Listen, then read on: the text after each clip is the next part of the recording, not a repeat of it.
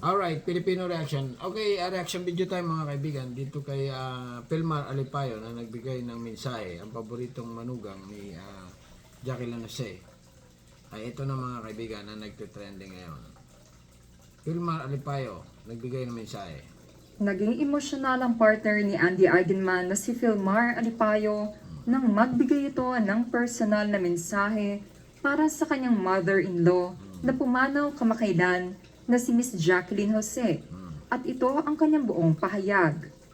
Ngawon kami sa imo, samot naan mga bata. Salamat sa tanan oras sa pag-alaga, sa pagpayangga, sa nan pagmahal sa amo. Mahal kaw namo, sanan mahalon, hangtod sa hangtod. Mamimiss ka namin, lalo na ng mga bata. Salamat sa lahat ng oras sa pag-aalaga at pagmamahal mo sa aming lahat. Mamahalin ka naming lahat hanggang sa walang hanggan. Yan mga kaibigan, ang mensahe ni Pelmar Alipayo dito sa kanyang bian ng babae. Okay, bian ng babae ang tawag dyan. Mother-in-law. Okay, continue lang. Marami ang siyang nagtataka kung bakit nga ba wala si Filmar Alipayo sa tabi ni Andy Eigenman sa mga nakarang araw ng burol ng nasabing aktres. Bakit nga? Ayon sa report, ay siya muna ang nagbantay sa kanilang dalawang anak upang makapag-focus si Andy Eigenman sa pag-aasikaso sa burol ng kanyang ina. Kung matatandaan, biglaan na naging pagpanaw ng batikang aktres na si Jacqueline Jose. Kaya naman biglaan din ang pag-book ng flight ni Andy mula Siargao papuntang Maynila, kung saan kinailangan niya munang mauna dahil sa dami ng aasikasuhin mula sa ospital hanggang sa naging burol ng kanyang ina. Ngayon nga ay nag-post na si Filmar na susunod na din silang mag-aama sa Maynila upang suportahan at samahan ang kanyang partner na si Andy Eigenman. Napaka-understanding din ni Filmar ayon sa report dahil naiintindihan niya kung bakit kasama ni Andy si Jake Ejercito sa unang lamay ng kanyang ina na si Jacqueline Jose. Ayon dito ay suportado niya ito dahil ama ito ni Ellie na siyang unang anak ni Andy. Naging close din kasi si Jake Ejercito kay Miss Jacqueline Jose. Kaya naman, isa din siya sa mga nag-aasikaso sa burol ng aktres. Ganon. Okay. Baka mamaya magselos itong si Pelmar Alipayo. Mag-away sila. Okay. Pero wala tayong magagawa dyan mga kaibigan kasi wala na pumanaw na si Jacqueline okay, continue lang Dahil nga dito, mas lalong hinangaan ng mga netizens si Filmar dahil sa tunay na pagmamahal nito kay Andy Eigenman. Tama nga naman, okay. Kung gusto mong maranasan ng tunay na pagmamahal ay humanap ka ng taga-probinsya, okay.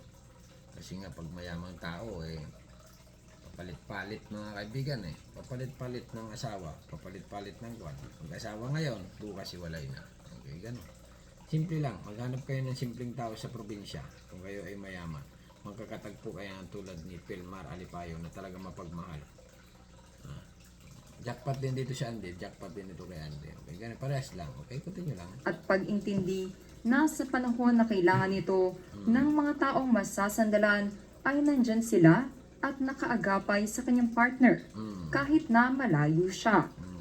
Malaki din ang siyang naging parte ni Filmar upang magkaroon ng mas maayos na buhay si Andy. Hindi man ito kasing garbo ng nakasanayan niyang buhay noon sa showbiz, ay di hamak na mas masaya daw ang kanyang puso ngayon sa piling ni Filmar. Tama nga naman, okay. Anuhin mo ang kayamanan kung ikaw nga naman ay pagdating ng araw ay inanakan lang or iwalayan. Tama nga, okay. Na ito, pero update tayo mga kaibigan dito kay Pelmar na ito na nga, pansinin nyo yung sinabi ni Pelmar, medyo Bisaya siguro yun. Kasi nga, nahihirapan siguro. Mensahe para sa kanyang mother-in-law na pumanaw kamakailan na si Miss Jacqueline Jose. At ito ang kanyang buong pahayag. Ngawon kami sa imo, samot naan mga bata. Salamat sa tanan oras sa pag-alaga, sa pagpayangga, sa nan pagmahal sa amo. Mahal kaw namo, sanan mahalon, hangtod sa hangtod. Mamimiss ka namin, lalo na ng mga bata. Salamat sa lahat ng oras, sa pag-aalaga at pagmamahal mo sa aming lahat. Mamahalin ka naming lahat hanggang sa walang hanggan. Yan mga kaibigan, ha? Ang mensahe ng isang manugang sa isang babaeng bianan. Okay, ganun ang Tagalog dyan. Nga ito na nga, isipin mo, wala namang ibang sinabi siya, kundi ganun lang. Okay, alam naman, itong si Pilmar ngayon ay nagtitrending dito sa Huling Burol. Maraming nga nagtataka bakit last day na pumunta daw. Ayun. Siyempre, unawa na ng mga sambayanan niya na yun, may nintinding bata. Okay? Hindi rin basta-basta ang biyahe. Probinsya to Maynila. Okay? Kailangan talaga, mauna talaga si Andy doon ng araw. Ano-ano. Siyempre, yung munang anak muna. Tunay na anak bago itong asawa. Siyempre, iniintindi pa niya yan. Hindi basta-basta magbiyahe agad yung ora mismo. Okay? Kaya ito, talagang sumunod na lang. Alright? Yan ang nagtitrending ngayon mga kaibigan. Pero yung mga artista na huling lamay ni Jacqueline Jose ay dinagsa. Dinagsa ng mga tao.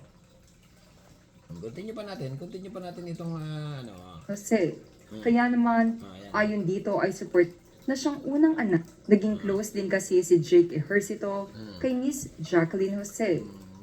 Ibig sabihin ito si Ejercito, Jake Ejercito ay nagkaanak ito kay Andy nung araw.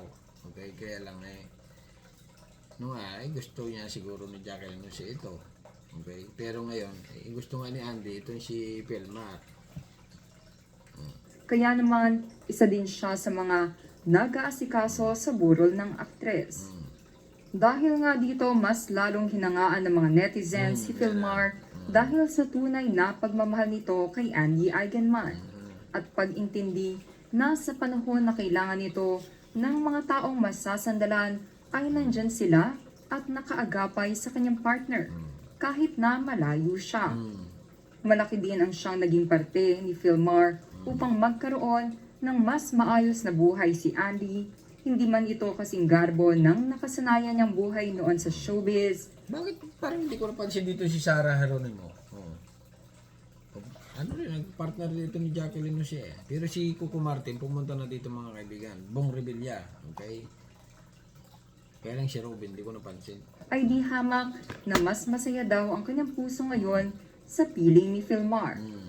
Sa ngayon nga ay on the way na at nasa flight na ang Nako, ay luma na ito. Pumunta na, pasok mag-aama na. at sila ni Andy Eigenman at a-attend sila sa burol ni Miss Jacqueline Ay, Jose. nako, Diyos mio, Marimar.